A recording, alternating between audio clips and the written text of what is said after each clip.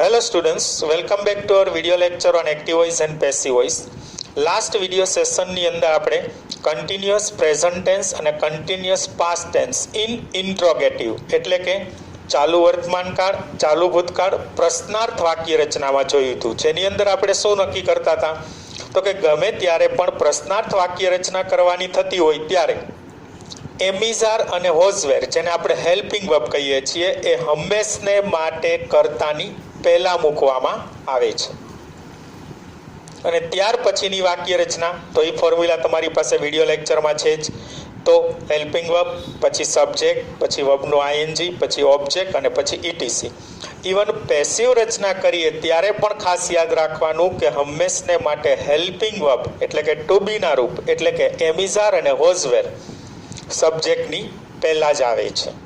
તો આજના આ વિડિયો લેક્ચરની અંદર આપણે કન્ટિન્યુઅસ પ્રેઝન્ટ ટેન્સ અને continuous past tense with who construction એટલે કે હુ ક્વેશ્ચન. આજે આપણે ચાલુ વર્તમાન કાળ અને ચાલુ ભૂતકાળ WHO હુ ક્વેશ્ચનથી આપણે જોઈ રહ્યા છીએ. તો આજના વિડિયો લેક્ચરમાં આપણે જે continuous present tense with who question જે છે એની અંદર જોવાનું છે. તો પહેલી વસ્તુ તો એ યાદ રાખવાની કે હુથી આપણે પ્રશ્ન પૂછવાની વાત છે. તો હુથી જ્યારે આપણે પ્રશ્ન પૂછીએ ત્યારે વાક્યમાં આપણને કર્તા આપેલું હોય નહીં. તો તમને એવો પ્રશ્ન થશે કર્તા નો આપેલું હોય તો પેસિવ વોઇસ કેવી રીતના થશે? પણ હુ શબ્દ તો આપણને આપેલો જ છે એટલે હુનો ઉપયોગ કરી, કારણ કે હુ જે છે કર્તા વિભક્તિમાં તો એની આપણે કર્મ વિભક્તિ કરવી હોય તો હુમ આપણે કરી શકીએ છીએ. એટલે હુનું આપણે હુમ કરીએ છીએ તો પણ હુ વાળી વાક્ય રચના હોય તો પણ પેસિવ વોઇસ આપણે કરી શકશું. હવે સ્ટ્રક્ચર જોશું એટલે ખ્યાલ આવી જશે. આગળના વિડિયો લેક્ચરમાં આપણે જોયેલું હતું, સિમ્પલ ટેન્સ જોતા હતા એમાં પણ હુ કન્સ્ટ્રક્શન આપણે જોયેલું હતું. તો કન્ટિન્યુઅસ પ્રેઝન્ટ ટેન્સ આપણે હુથી કરવાનું થતું હોય એક્ટિવ વોઇસમાં તો સૌથી પહેલાં શું આવશે? હુ, જે કર્તા તરીકે જ હશે. એટલે મેં બ્લુ કલરમાં તમને આપેલું જ છે. કર્તાની જગ્યાએ હુથી આપણને પ્રશ્નવાચક શબ્દ છે એ આપેલો હશે. ત્યાર પછી તો કે આપણું કન્ટિન્યુઅસ ટેન્સ છે એટલે એમિઝાર આપેલું હશે. એની સાથે વર્બનું આઈએનજી હશે એટલે કે એમિઝાર પ્લસ વર્બનું આઈએનજી થઈ ગયું. ત્યાર પછી તો કે એક ઓબ્જેક્ટ આપેલું હશે અને લાસ્ટમાં ઇટીસી અને ક્વેશ્ચન માર્ક હશે. અહીંયા આપણે પ્રશ્ન પૂછવાની જરૂર નથી કારણ કે હુ છે એ ઓલરેડી પ્રશ્ન પૂછીને આપણને આપેલો જ છે. જો આપણે કર્મ જોતું હોય તો શું કરીએ છીએ તો કે આ જે ક્રિયાપદ છે એને શું અને કોનેથી પ્રશ્ન પૂછશું એટલે આપણને કર્મ મળી જશે. ઓકે, હવે ત્યાર પછી એક્ટિવમાંથી જો પેસિવ કરવાનું થતું હોય તો જો મેં અહીંયા તમને બાય હુમ કરીને આપેલું છે ને ગ્રીન કલરમાં આપેલું છે એટલા માટે કે આ હુ જે કર્તા વિભક્તિમાં છે એને આપણે બાય હુમ કરીને પાછળ મૂકવાનું હોય છે. પણ કોઈ દિવસ પ્રશ્નવાચક શબ્દ છે એ વાક્યને અંતે આવતો નથી. પ્રશ્નવાચક શબ્દ છે એ હંમેશને માટે વાક્યની શરૂઆતમાં જ હશે એટલે બાય હુમને પાછળ નથી મૂકતા, બાય હુમ છે એ આગળ આવી જાય છે. આ કર્તાનું આપણે કર્મ કરેલું છે. ત્યાર પછી તો કે એમિઝાર મૂકીએ છીએ એટલે રેગ્યુલર આપણું જે એમિઝાર છે એ એમિઝાર મૂકવાનું છે. ત્યાર પછી તો અહીંયા જે આપણને ઓબ્જેક્ટ આપેલું છે એ ઓબ્જેક્ટનું સબ્જેક્ટ કરવાનું છે. હવે પેસિવ રચના છે અને ચાલુ કાળ છે એટલે આપણે બીઈંગ લઈએ છીએ. એની સાથે આવશે V3 જેને આપણે ભૂત કૃદંત અથવા તો પાસ્ટ પાર્ટિસિપલ કહીએ છીએ, થર્ડ ફોર્મ ઓફ વર્બ કહીએ છીએ. ત્યાર પછી આવશે ઇટીસી અને લાસ્ટમાં ક્વેશ્ચન માર્ક. યાદ રાખજો બાય પ્લસ સબ્જેક્ટનું ઓબ્જેક્ટ લખવાનું થતું નથી કારણ કે ઓલરેડી આપણે આગળ જ મૂકી દીધું છે. આ જે કર્તા છે એ કર્મ બની જાય છે અને આ જે કર્મ છે એ કર્તા બની જાય છે એટલે આપણું એક્ટિવ અને પેસિવ તો થઈ જ ગયું. બરાબર છે? એટલે એક્ટિવમાંથી પેસિવ, પેસિવમાંથી એક્ટિવ એના માટે જે કાંઈ ટર્મ્સ કન્ડિશન કે રૂલ્સ હતા એ ફોલો થાય છે એટલે આપણે આને એક્ટિવમાંથી પેસિવ અને પેસિવમાંથી એક્ટિવ કરી શકીએ. તો આ બે આપણી ફોર્મ્યુલા હતી. હુની ફોર્મ્યુલા શું છે, બાય હુમ જે છે એનાથી કેવી રીતના બને છે, બે ફોર્મ્યુલા તમારી સામે છે અને નીચે એના એક્ઝામ્પલ આપેલા છે. તો આ વિડિયો લેક્ચરમાં આપણે આ એક્ઝામ્પલ છે એ એક્ટિવમાંથી પેસિવ કે પેસિવમાંથી એક્ટિવ કરીએ છીએ જેથી કરીને તમારા પ્રોબ્લેમ જે છે એ સોલ્વ થઈ જશે. ઓકે, પહેલું વાક્ય આપેલું છે who is playing chess with you. Who is playing chess with you. તમારી સાથે ચેસ કોણ રમી રહ્યું છે? જો તમારી સાથે ચેસ કોણ રમી રહ્યું છે? પ્લેઇંગ કોણ રમે છે? તો જો ઓલરેડી આપણને પ્રશ્ન પૂછીને આપેલો જ છે અહીંયા પેટર્ન પ્રમાણે. ત્યાર પછી એમિઝાર આપ્યું છે, વર્બનું આઈએનજી આપેલું છે, ઓબ્જેક્ટ આપેલું છે ચેસ. જો પ્રશ્ન પૂછીએ તો પણ ખબર પડી જશે. શું રમી રહ્યા છે અથવા તો શું રમી રહ્યું છે, તો શું આવશે? ચેસ. તો ચેસ જે છે એ આપણું ઓબ્જેક્ટ છે અને વિથ યુ જે છે એ આપણું શું છે? ઇટીસી છે. ઓકે, તો ચાલો એને આપણે એક્ટિવમાંથી પેસિવ કે પેસિવમાંથી એક્ટિવ કરીએ. તો સૌથી પહેલાં મેં તમને કીધેલું હતું કે સેન્ટેન્સ જોવાનું કે આપણું એક્ટિવ વોઇસ છે કે પેસિવ વોઇસ. તો કી પોઈન્ટ આપેલો છે, તો બીઈંગ પ્લસ V3 હોય તો પેસિવ વોઇસ થશે અને એમિઝાર ને વર્બનું આઈએનજી હોય તો એક્ટિવ વોઇસ થશે. તો અહીંયા આપણે જોઈ શકીએ છીએ આપણને શું આપેલું છે? Is playing. તો એમિઝાર અને વર્બનું આઈએનજી આપ્યું છે, તો આપણું સેન્ટેન્સ જે છે એ કેવું છે? એક્ટિવ વોઇસ છે. તો એને આપણે પેસિવ વોઇસ કરવાનું થતું હોય તો સૌથી પહેલાં શું લખવાનું થશે? તો કે બાય હુમ લખીએ છીએ. સૌથી પહેલાં વાક્યની શરૂઆતમાં આપણે શું લખવાનું છે? બાય હુમ.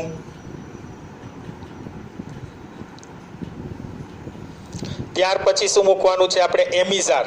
પણ અહીંયા આવતું જે સબ્જેક્ટ છે એના આધારે, એટલે ઓબ્જેક્ટનું સબ્જેક્ટ કરીએ છીએ, ચેસનું ચેસ જ રાખીએ છીએ, થર્ડ પર્સન સિંગ્યુલર છે એટલે ઇઝ આવશે. ત્યાર પછી આપણે ચેસ જે છે અહીંયા ઓબ્જેક્ટ છે એનું અહીંયા સબ્જેક્ટ કરીને મૂકી દીધું, બાય હુમ ઇઝ ચેસ. ત્યાર પછી શું મૂકવાનું છે? બીઈંગ.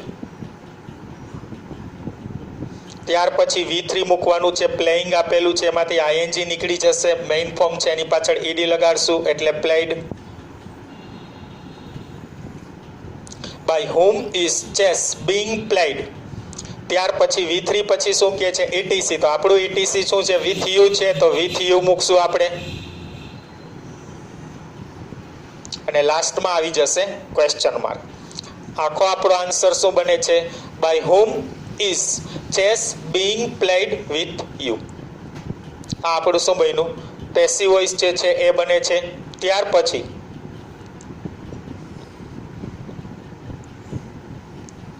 સેકન્ડ સેન્ટેન્સ આપણને આપેલું છે, by whom is a letter being written right now. શું કહે છે? By whom is a letter being written right now. Right now એટલે અત્યારે જ.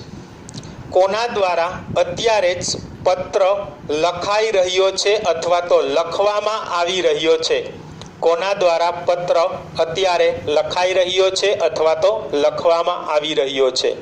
તો જો આમાં એક્ટિવ અને પેસિવ આમ જનરલી તમારે ઓળખવું સહેલું બનશે, કારણ કે આ હુથી રચના આપેલી હશે, આ બાય હુમથી હશે. બાય હુમ તો આમાં આપશે જ. એજન્ટ વગરની વાક્ય રચના આપણે જોઈ ગયા એટલે બાય હુમ વગરની વાક્ય રચના ક્યારેય બની શકે નહીં. તો બાય હુમ આપણને આપેલું છે. એ ઉપરાંત તમે જોશો તો બીઇંગ પ્લસ રિટન આપેલું છે, તો બીઇંગ પ્લસ V3 આપેલું છે. તો આપણને જે આ સેન્ટેન્સ આપેલું છે એ સેન્ટેન્સ આપણું પેસિવ વોઇસ છે. કેવું છે? Passive voice. તો બાય હુમ જે છે એ આપણું ખરેખર શું હશે? તો કે ઓબ્જેક્ટ હશે અને લેટર જે છે એ આપણું શું હશે? ઓબ્જેક્ટનું સબ્જેક્ટ હશે. આ આપણું સબ્જેક્ટનું ઓબ્જેક્ટ છે અને આ આપણું ઓબ્જેક્ટનું સબ્જેક્ટ છે. તો આ વાક્ય રચનાને પેસિવમાંથી આપણે એક્ટિવ કરવી છે તો સૌથી પહેલા વાક્યની શરૂઆતમાં આપણે શું મૂકવું પડશે? હુ. તો બાય હુમ શબ્દ આપેલો છે એની જગ્યાએ આપણે મૂકીએ છીએ હુ. ત્યાર પછી તો કે જનરલી જ્યારે આપણને કર્તા વિશે ખબર ન હોય ત્યારે એ હુ શબ્દ અથવા તો કર્તા જે છે એને ત્રીજો પુરુષ એક વચન સમજી અને મોટે ભાગે આપણે ઇઝ મૂકીએ છીએ, એટલે who is.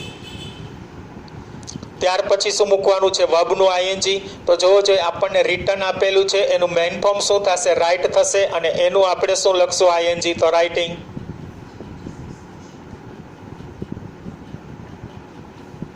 Who is writing. ત્યાર પછી શું લખવાનું છે? ઓબ્જેક્ટ લખવાનું છે. તો આપણું ઓબ્જેક્ટ કોણ છે? તો કે a letter. Who is writing a letter. અને ત્યાર પછી શું મૂકવાનું છે? ઇટીસી. તો જોવો જોઈએ ઇટીસી માં આપણને શું આપેલું છે? રાઇટ નાઉ.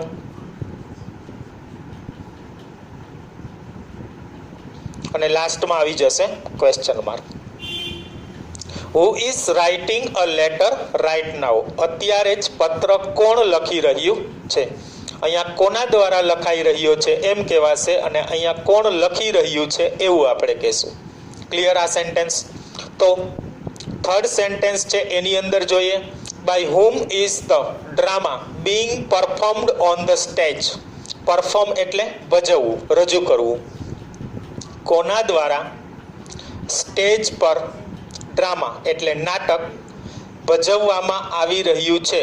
બરાબર છે. કોના દ્વારા સ્ટેજ પર નાટક પરફોર્મ કરવામાં આવી રહ્યું છે અથવા તો ભજવવામાં આવી રહ્યું છે.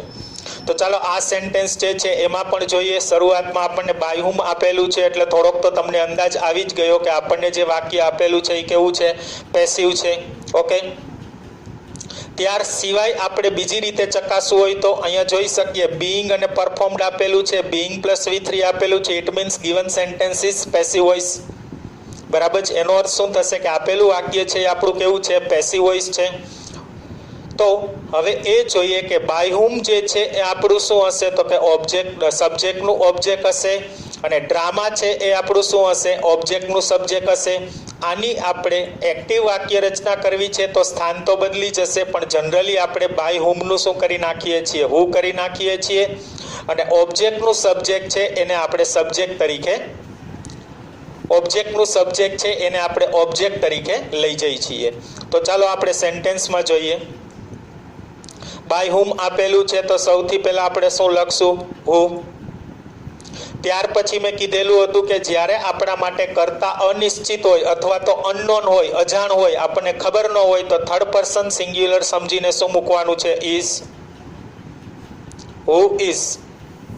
ત્યાર પછી જનરલી પરફોર્મ કરનાર વધારે જ હોય, આર છે એ મૂકી શકાય, પણ ન ખબર હોય તો આપણે સિંગલ ડ્રામા હોય તો, બરાબર છે, વન એક્ટ પ્લે હોય તો એક જ વ્યક્તિ હોય, who is.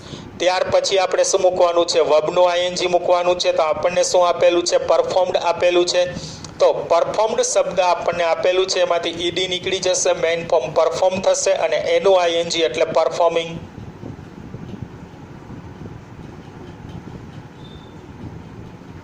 who is performing. ત્યાર પછી શું મૂકવાનું છે, ઓબ્જેક્ટ. તો આપણું ઓબ્જેક્ટ જોવો જોઈએ કોણ બનશે, ધ ડ્રામા. આ જે સબ્જેક્ટ છે એ આપણું ઓબ્જેક્ટ બની જશે, તો ધ ડ્રામા.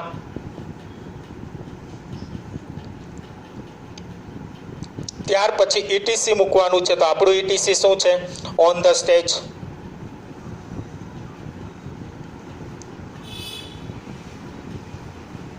અને લાસ્ટમાં આવી જશે ક્વેશ્ચન માર્ક. બરાબર છે. તો આમ જોશો તો આપણું આખું સેન્ટેન્સ જે છે એ શું બને છે, who is performing the drama on the stage. Stage ઉપર નાટક કોણ પરફોર્મ કરી રહ્યું છે અથવા તો કોણ ભજવી રહ્યું છે. ક્લિયર. તો આ તો આપણું થર્ડ સેન્ટેન્સ. હવે ફોર્થ સેન્ટેન્સમાં જોઈ, who is calling you outside the window. who is calling you outside the window. Gujarati શું થશે, તમને બારીની બહાર કોણ બોલાવી રહ્યું છે. તમને બારીની બહાર કોણ બોલાવી રહ્યું છે. તો હું આપેલું છે તો આપણને ખબર પડી જ જશે, એક્ટિવ વોઇસ છે. અહીંયા સરખાવીએ તો હું આપેલું છે, પછી ઇઝ આપેલું છે, વર્બનું આઈએનજી આપેલું છે, યુ જે છે એ આપણું ઓબ્જેક્ટ છે અને આઉટસાઇડ ધ વિન્ડો છે એ આપણું શું છે, ઈટીસી છે.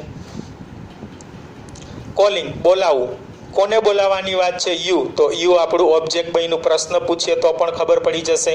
આટલા વિડીયો લેક્ચર જોવો છો એટલે તમને સબ્જેક્ટ અને ઓબ્જેક્ટ છે એ પરફેક્ટલી ઓળખતા આવડવું જ જોઈએ.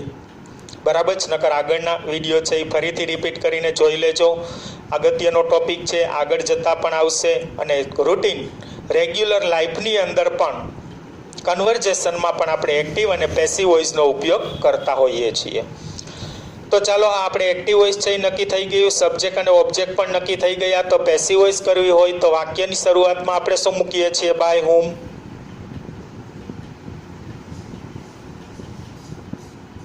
શું મૂકીએ છીએ, બાય whom. ત્યાર પછી શું મૂકવાનું છે, એમ ઇઝ આર. પણ એ કેમ નક્કી થશે, તો કે અહીંયા આવતું જે સબ્જેક્ટ છે એના આધારે. તો હવે જો યુ આપેલું છે, યુને અહીંયા કર્મ છે, આ કર્મને આપણે અહીંયા કર્તા તરીકે લઈએ છીએ એટલે યુ છે એની સાથે આપણે શું મૂકીએ છીએ, are. By whom are you. ત્યાર પછી બીઇંગ મૂકવાનું છે. શું મૂકવાનું છે, બીઇંગ મૂકવાનું છે. ત્યાર પછી V3 મૂકવાનું છે તો આપણને કોલિંગ આપેલું છે, ING નીકળી જશે એટલે કોલ થશે, એનું થર્ડ ફોર્મ કોલ્ડ ખબર જ છે. By whom are you being called? અને ત્યાર પછી લાસ્ટમાં શું મૂકવાનું કહે છે? ETC. તો આપણને ETC શું આપ્યું છે? Outside the window.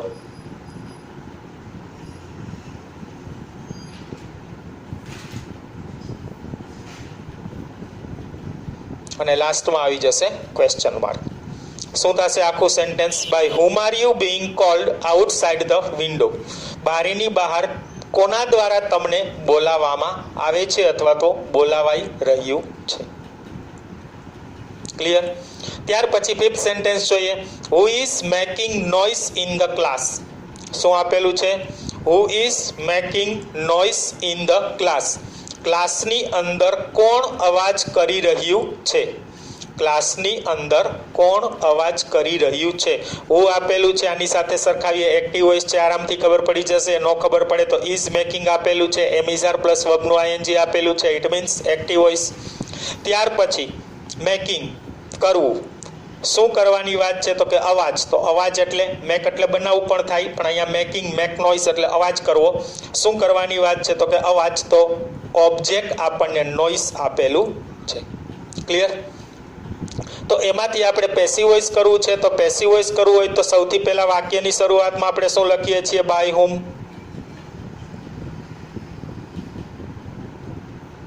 ત્યાર પછી નોઇઝ જે છે એને આપણે અહીંયા સબ્જેક્ટ તરીકે લઈ આવીએ છીએ એટલે સ્વાભાવિક છે ઇઝ જ આવશે.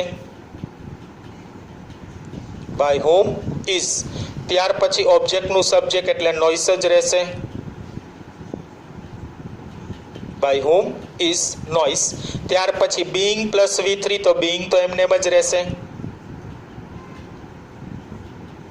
હવે જો મેકિંગ આપેલું છે એમાંથી ING નીકળી જશે એટલે મેક થઈ જશે. એનું થર્ડ ફોર્મ શું કરશું આપણે? મેડ.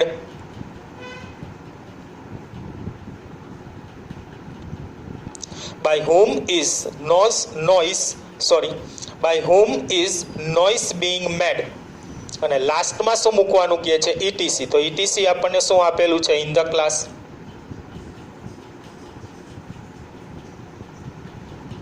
અને લાસ્ટમાં શું આવી જશે? Question mark.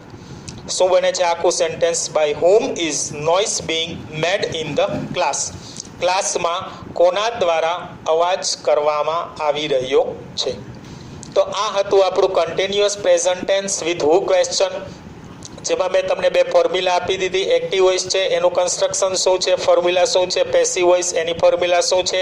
અને નીચે આપણે 5 વાક્ય જોયા જેની અંદર આપણને 3 સેન્ટેન્સ છે એ એક્ટિવમાંથી પેસિવ કરવાના હતા અને 2 સેન્ટેન્સ જે છે એ પેસિવમાંથી એક્ટિવ કરવાના હતા. દરેક લેક્ચરમાં હું તમને એક્ટિવમાંથી પેસિવ, પેસિવમાંથી એક્ટિવ બંને આપું છું એટલા માટે કે આપણા પેપરની અંદર, આપણી એક્ઝામની અંદર આપણને એક્ટિવમાંથી પેસિવ પણ પૂછાઈ શકે અને પેસિવમાંથી એક્ટિવ પણ પૂછાઈ શકે. તો અહીંયા તમારો કન્ટિન્યુઅસ પ્રેઝન્ટ ટેન્સ છે એ તમે જોઈ લીધો, સમજી લીધો. બરાબર છે? કાંઈ ડાઉટ કે પ્રોબ્લેમ હશે નહીં? ઓકે. તો આગળ આપણે continuous past tense in who question એમાં જોઈએ. એટલે કે ગુજરાતી એવું થશે કે આપણો જે ચાલુ ભૂતકાળ જે છે એની અંદર હુ વાળી વાક્ય રચના કઈ રીતે બનશે એ આપણે જોવાનું છે. એટલા માટે ટાઇટલ એવું આપેલું છે કે continuous past tense in who construction અથવા તો હુ ક્વેશ્ચન. તો એની આપણને એક્ટિવ અને પેસિવ વોઇસની ફોર્મ્યુલા આપેલી છે. સેમ આપણે જે કન્ટિન્યુઅસ પાસ્ટ ટેન્સ જે જોયું, બરાબર છે, એના જેવું, કન્ટિન્યુઅસ પ્રેઝન્ટ ટેન્સ જોયું એના જેવું જ થશે. કન્ટિન્યુઅસ પ્રેઝન્ટ ટેન્સમાં આપણે શું કરતા હતા? એમિઝાર મૂકતા હતા. અહીંયા આપણે જે શીખવા જઈ રહ્યા છીએ એ કન્ટિન્યુઅસ પાસ્ટ ટેન્સ છે જેની અંદર તમારે વોઝ અને વરનો ઉપયોગ કરવાનો છે. એના સિવાય બધું જ કોમન રહેશે, કંઈ ચેન્જ રહેશે નહીં. એમિઝારની જગ્યાએ ફક્ત તમારે વોઝ અને વરનો જ ઉપયોગ કરવાનો છે. તો જોઈએ એની એક્ટિવ વોઇસની ફોર્મ્યુલા શું થશે? તો કે સૌથી પહેલા વાક્યની શરૂઆતમાં આપણને હુ આપેલું હશે. એ પ્રશ્નવાચક શબ્દ છે, કર્તા નહીં આપેલો હોય અને કર્તાની જગ્યાએ આપણને પ્રશ્નવાચક શબ્દ આપેલો હશે. ત્યાર પછી તો કે આપણને કન્ટિન્યુઅસ અને પાસ્ટ ટેન્સ જે છે એ પાસ્ટ ટેન્સ માટે વોઝ વર આપે છે અને કન્ટિન્યુઅસ ટેન્સ છે એટલા માટે આપણને વર્બનું ING આપે છે. એટલે કે વોઝ વેર પછી વર્બનું ING, ત્યાર પછી આપણને શું આપેલું હશે? ઓબ્જેક્ટ, જેને આપણે શું કહીએ છીએ? કર્મ કહીએ છીએ. તો કર્મ કેવી રીતના મળે? આપણને ખબર જ છે કે જ્યારે તમે તમારા ક્રિયાપદને જ્યારે આપણે આપણા ક્રિયાપદને શું અથવા તો કોને વડે પ્રશ્ન પૂછીએ ત્યારે આપણને શું મળતું હોય છે? કર્મ મળતું હોય છે. ઓકે, અને ત્યાર પછી ઇટીસી અને લાસ્ટમાં ક્વેશ્ચન માર્ક. તો continuous present tense active voice માટેની આ ફોર્મ્યુલા છે અથવા તો એનું કન્સ્ટ્રક્શન છે. હવે ત્યાર પછી આપણે પેસિવ વોઇસ કરવું હોય તો શું કરશું? તો કે હુ છે એનું શું કરી નાખશું? બાય હુમ. આગળ તમને કીધેલું જ હતું કે બાય હુમ જે છે એને વાક્યને અંતે આપણે લખી શકતા નથી. બાય હુમ જે છે એ પ્રશ્નવાચક શબ્દ છે અને પ્રશ્નવાચક શબ્દ છે એ હંમેશા વાક્યની શરૂઆતમાં જ હોય છે. તો સૌથી પહેલા આપણે બાય હુમ લખીએ છીએ, ત્યાર પછી વોઝ અને વેર મૂકવાનું થશે અને અહીંયા આવતું આપણું જે ઓબ્જેક્ટ છે એ ઓબ્જેક્ટનું અહીંયા આપણે સબ્જેક્ટ કરવાનું થાય છે. આ હોઝ અને વેર જે મૂકવાનું છે એ અહીંયા જે આપણે સબ્જેક્ટ મૂકીએ છીએ એ સબ્જેક્ટને આધારે એક વચન હોય તો હોઝ અને બહુવચન હોય તો વેર મૂકીએ છીએ. ત્યાર પછી બીઈંગ આવી જશે, ત્યાર પછી V3 આવી જશે અને લાસ્ટમાં આપણે શું મૂકીએ છીએ? ઇટીસી મૂકીએ છીએ. તો આ હતી આપણી પેસિવ કન્સ્ટ્રક્શન અથવા તો પેસિવ રચના કે જેની અંદર આપણે બાય હુમ, હોઝ, વેર, ઓબ્જેક્ટનું સબ્જેક્ટ, બીઈંગ, V3 અને ઇટીસી મૂકીએ છીએ. તો લગભગ ફોર્મ્યુલા તમને ક્લિયર થઈ ગઈ હશે. હવે આપણે કન્ટિન્યુઅસ પ્રેઝન્ટ ટેન્સ સાથે સરખાવીએ તો તમે જોઈ શકો છો ફક્ત ફેર કેટલો છે? ઓમાં એમિઝાર આવતું હતું, અહીંયા હોઝવેર આવે છે. અહીંયા પણ એમિઝાર આવતું હતું, એની જગ્યાએ હોઝવેર આવે છે. બાકી બે ફોર્મ્યુલા છે એ લગભગ સેમ જ રહે છે. ઓકે, તો હવે આ જે ફોર્મ્યુલા છે એ ફોર્મ્યુલા ઉપરથી નીચે મેં તમને સેન્ટેન્સ આપેલા છે. એ સેન્ટેન્સ આપણે એક્ટિવ હોય તો પેસિવ અને પેસિવ હોય તો એક્ટિવ કરીએ છીએ, જેથી કરીને તમારા ડાઉટ છે એ ક્લિયર થઈ જશે. તો એક્ઝામ્પલમાં ચાલો આપણે જોઈએ. પહેલું વાક્ય આપેલું છે, who were watching television at that time. Who were watching television at that time. At that time એટલે તે સમયે, ભૂતકાળનો કોઈ નિશ્ચિત ચોક્કસ સમય, ત્યારે જ એ ક્રિયા ચાલુ હોય એવું આપણે કહી શકીએ. તો ગુજરાતી એવું થશે, તે સમયે ટીવી છે અથવા તો ટેલિવિઝન છે એ કોણ જોઈ રહ્યું હતું? બરાબર છે, એવો કોઈ ચોક્કસ કે નિશ્ચિત સમય છે અને એ સમયે ટેલિવિઝન કે ટીવી જે છે એ કોણ જોઈ રહ્યું હતું એવું કહેવા માંગે છે. તો હુ આપેલું છે તો આપણને હુ પ્રશ્નવાચક શબ્દ માટે જ આપેલું છે. ત્યાર પછી વર વોચિંગ આપેલું છે તો આપણે જોઈ શકીએ છીએ વર અને વર્બનું આઈએનજી એટલે આપણને સેન્ટેન્સ જે આપેલું છે એ કેવું છે? એક્ટિવ વોઇસ છે. ત્યાર પછી તમે જોશો તો શું જોવાની વાત છે? ટેલિવિઝન. તો ટેલિવિઝન જે છે એ આપણું શું છે? ઓબ્જેક્ટ છે. અને લાસ્ટમાં એટ ધેટ ટાઈમ આપેલું છે એ આપણું શું છે? ઇટીસી છે. ઓકે, તો આ જે આપણું એક્ટિવ વોઇસ છે એને પેસિવ વોઇસ કરવું છે તો સૌથી પહેલા વાક્યની શરૂઆતમાં આપણે શું મૂકીએ છીએ? By whom.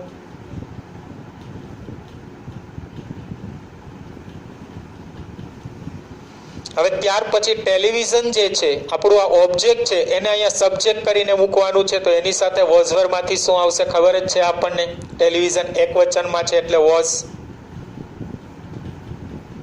By whom, was. ત્યાર પછી ટેલિવિઝનનું television, by whom was television. ત્યાર પછી શું મૂકવાનું છે? બીઈંગ મૂકવાનું છે. ત્યાર પછી V3 મૂકવાનું છે. તો અહીંયા આપણને વોચિંગ આપેલું છે, એમાંથી આઈએનજી નીકળી જશે એટલે મેઇન ફોર્મ છે એ વોચ થશે અને એની પાછળ શું લાગશે? ઈડી એટલે વોચડ.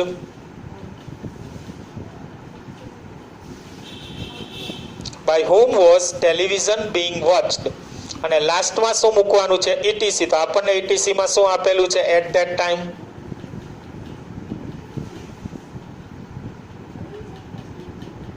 અને ક્વેશ્ચન માર્ક.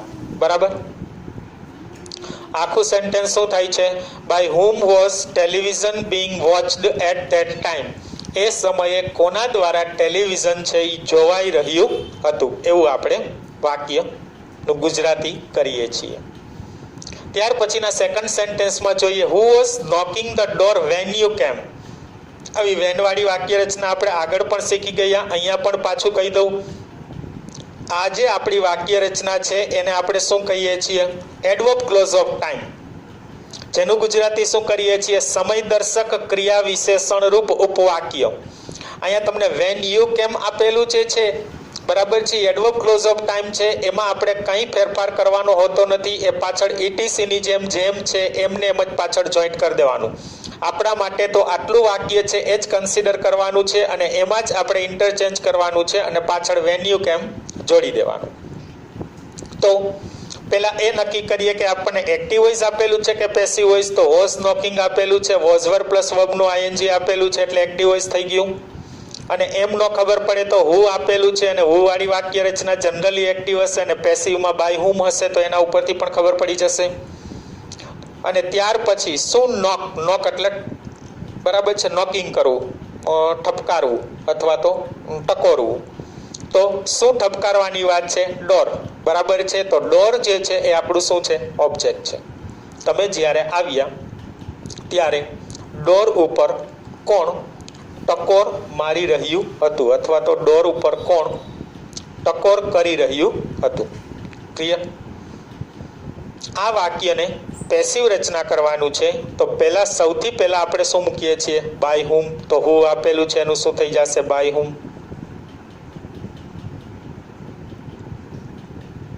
ત્યાર પછી વોઝ વર મૂકવાનું છે, પણ એ કેમ નક્કી થશે? તો કે અહીંયા તમે ઓબ્જેક્ટનું સબ્જેક્ટ શું મૂકો છો? તો આપણને ડોર આપેલું છે તો ડોર છે થર્ડ પર્સન સિંગ્યુલર છે એટલે આપણે વોઝ મૂકશું. By whom was. ત્યાર પછી શું મૂકવાનું છે? તો ડોર. ત્યાર પછી બીઇંગ પ્લસ V3. હવે નોકિંગ આપેલું છે એમાંથી આઈએનજી નીકળી જશે એટલે નોક થશે અને એનું આપણે થર્ડ ફોર્મ કરવું હોય તો શું થશે? નોકડ.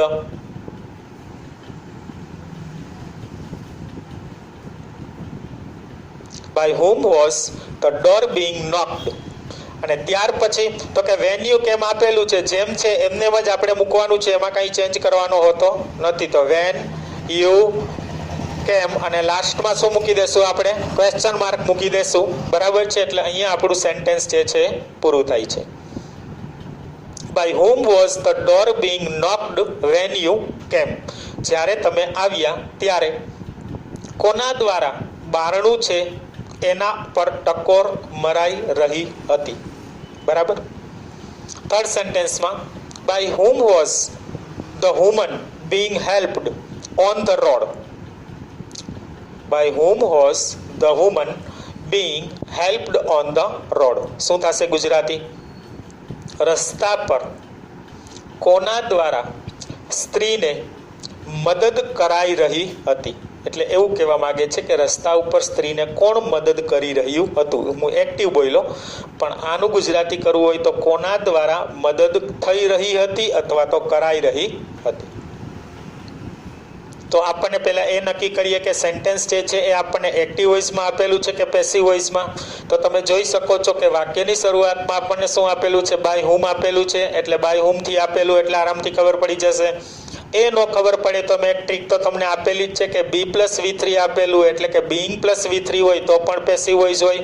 તો અહીંયા તમે જોઈ શકો છો બીઇંગ અને હેલ્પ્ડ આપેલું છે તો એનો અર્થ શું? કે આપણને સેન્ટેન્સ આપેલું છે એ કેવું છે? પેસિવ છે. તો એ પેસિવ સેન્ટેન્સ જે છે એને આપણે કેવું કરવાનું છે? એક્ટિવ. તો એક્ટિવ કરો ત્યારે વાક્યની શરૂઆતમાં આપણે શું મૂકવાનું હોય છે? હુ. સૌથી પહેલા શું મૂકીએ છીએ આપણે? હુ મૂકીએ છીએ. ત્યાર પછી વોઝ અને વર મૂકવાનું છે, પણ અહીંયા જે આપણે ઓબ્જેક્ટનું સબ્જેક્ટ કરીએ છીએ એના આધારે તો આપણા માટે ધ વુમન જે છે એ શું છે? અત્યારે અહીંયા સબ્જેક્ટ આપેલું છે. બરાબર છે. અહીંયા આપણને શું શેના સ્વરૂપે આપેલું છે? સબ્જેક્ટ. પણ એ ખરેખર કેનું સબ્જેક્ટ છે? ઓબ્જેક્ટનું સબ્જેક્ટ છે એટલે એ ઓબ્જેક્ટ તરીકે જશે. તો ડાયરેક્ટ આપણે શું મૂકવાનું છે? પહેલા હુ, ત્યાર પછી વોઝ અને વરમાંથી મૂકવાનું છે. આગળના પાર્ટમાં તમને જે કીધેલું હતું કે જ્યારે આપણા માટે કર્તા અનિશ્ચિત હોય ત્યારે એને ત્રીજો પુરુષ એક વચન સમજીને જ સિંગ્યુલર વર્બ જે છે અથવા તો હેલ્પિંગ વર્બ જે છે એ મૂકવાનું હોય છે. તો આની સાથે આપણે શું મૂકશું? Was, who, was. ત્યાર પછી વર્બનું આઈએનજી છે, બીઇંગ છે એ નીકળી જશે અને હેલ્પ્ડ આપેલું છે તો શું થઈ જશે? હેલ્પિંગ. Who was helping. ત્યાર પછી શું મૂકવાનું છે? ઓબ્જેક્ટ. તો આપણું જે સબ્જેક્ટ હશે એ ઓબ્જેક્ટ બની જશે, તો કે the woman who was helping the woman. અને ત્યાર પછી શું મૂકવાનું છે? ETC. તો ETC માં આપણને શું આપેલું છે? On the road.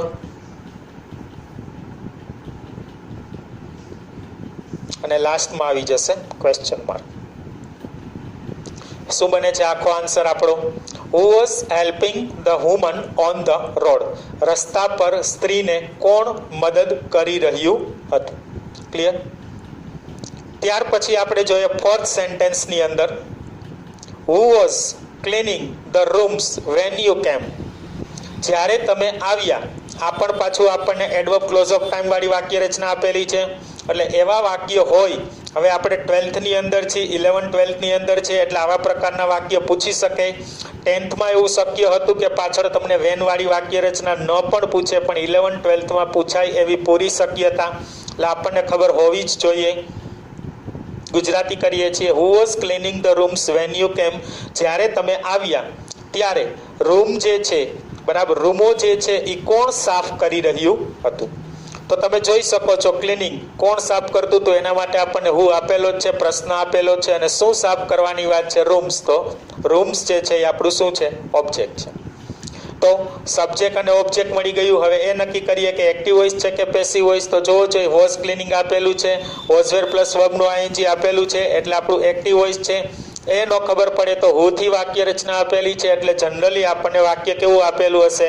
Active voice જ આપેલું હશે. તો એનું આપણે પેસિવ કરવું છે. તો પહેલા જ કીધું હતું કે વેન વાળી વાક્ય રચના છે, એમાં કંઈ જ ચેન્જ કરવાનું નથી, પાછળ એમને ETC ની જેમ જોડી દેવાનું. આપણે આટલું વાક્ય છે એ જ કન્સિડર કરવાનું છે, આટલા વાક્યમાં જ ફેરફાર કરીએ છીએ. તો પહેલા સૌથી પહેલા શું મૂકીએ છીએ આપણે? By whom. શું મૂકીએ છીએ? By whom. ત્યાર પછી શું મૂકવાનું છે? વોઝ કે વેર. પણ અહીંયા આવતું જે સબ્જેક્ટ છે, જે આપણા ઓબ્જેક્ટનું સબ્જેક્ટ કરીએ છીએ એના આધારે મૂકવાનું હોય. તો હવે અહીંયા આપણને ધ રૂમ્સ આપેલું છે. તો રૂમ્સ આપેલું છે, તો એ આપણને કેવું આપેલું છે? પ્લુરલ, બહુવચન આપેલું છે. તો આપણે શું મૂકીએ છીએ? વર. બાય હોમ વર. ત્યાર પછી શું મૂકવાનું છે? તો કે ઓબ્જેક્ટનું સબ્જેક્ટ. આપણું ઓબ્જેક્ટ કોણ છે? The rooms. તો એના માટે શું મૂકશું? ધ રૂમ્સ જ, કારણ કે નાઉન છે, એમાં કંઈ ચેન્જ થશે નહીં. By whom were the rooms. ત્યાર પછી બીઈંગ પ્લસ V3 મૂકવાનું છે. તો આપણને ક્લિનિંગ આપેલું છે, એની પહેલા બીઈંગ લખવાનું થશે. હવે ક્લિનિંગ જે છે એમાંથી આઈએનજી નીકળી જશે, એટલે આપણું મેઇન ફોર્મ બની જશે ક્લીન, અને એનું થર્ડ ફોર્મ એટલે ક્લીન્ડ.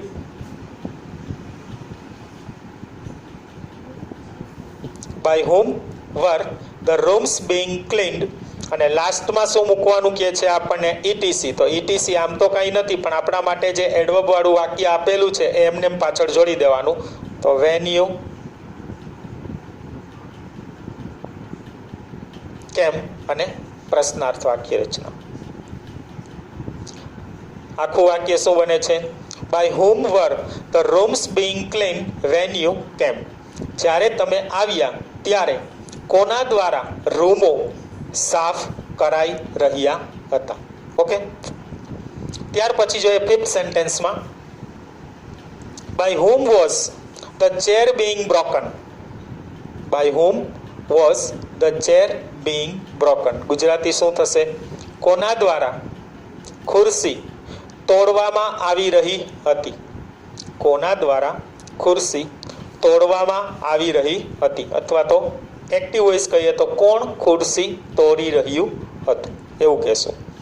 તો ચાલો પહેલા એક્ટિવ પેસિવ નક્કી કરીએ. બાય હોમ આપેલું છે એટલે ખબર પડી જ જશે. આપણને વાક્ય કેવું આપેલું હશે? તો કે પેસિવ વોઇસ. એ ન ખબર પડે તો બીજો કી પોઈન્ટ હતો આપણી પાસે, બીઈંગ પ્લસ V3 હોય, બીઈંગ પ્લસ V3 આપેલું હોય તો પણ આપણું સેન્ટેન્સ જે છે એ કેવું થશે? પેસિવ વોઇસ થશે. એટલે આપણને વાક્ય આપેલું છે એ પેસિવ છે. કન્સ્ટ્રક્શન સાથે સરખાવીએ, જો બાય હોમ આપેલું છે, પછી વોઝવર આપેલું છે, પછી ચેર આપેલું છે, એટલે ઓબ્જેક્ટનું સબ્જેક્ટ થશે. ત્યાર પછી બીઈંગ આપેલું છે, V3 આપેલું છે, અને ETC આપણને આપેલું નથી. નો આપેલું હોય તો આપણે આપણી રીતે મૂકવાનું થતું નથી. આપ્યું હોય તો મૂકવાનું, લેવાનું, અને નો આપેલું હોય તો આપણી રીતે એડ કરવાનું થતું નથી.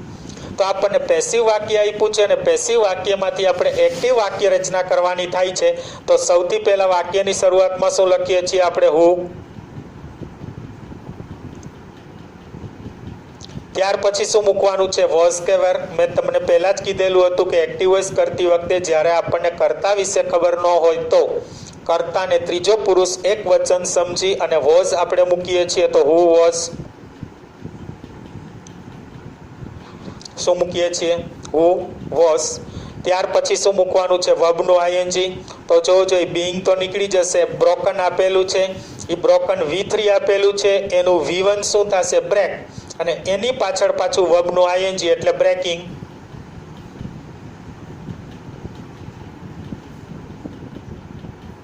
હુ was breaking.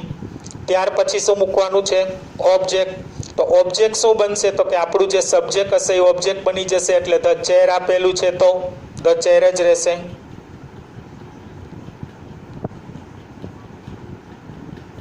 Who was breaking the chair. અને ત્યાર પછી ETC મૂકવાનું છે. તો ETC જોવો જોઈએ, સેન્ટેન્સમાં આપણને કોઈ આપેલું જ નથી તો આપણે લાસ્ટમાં ક્વેશ્ચન માર્ક જેમ છે એમને એમ જ મૂકી દેવાનો છે.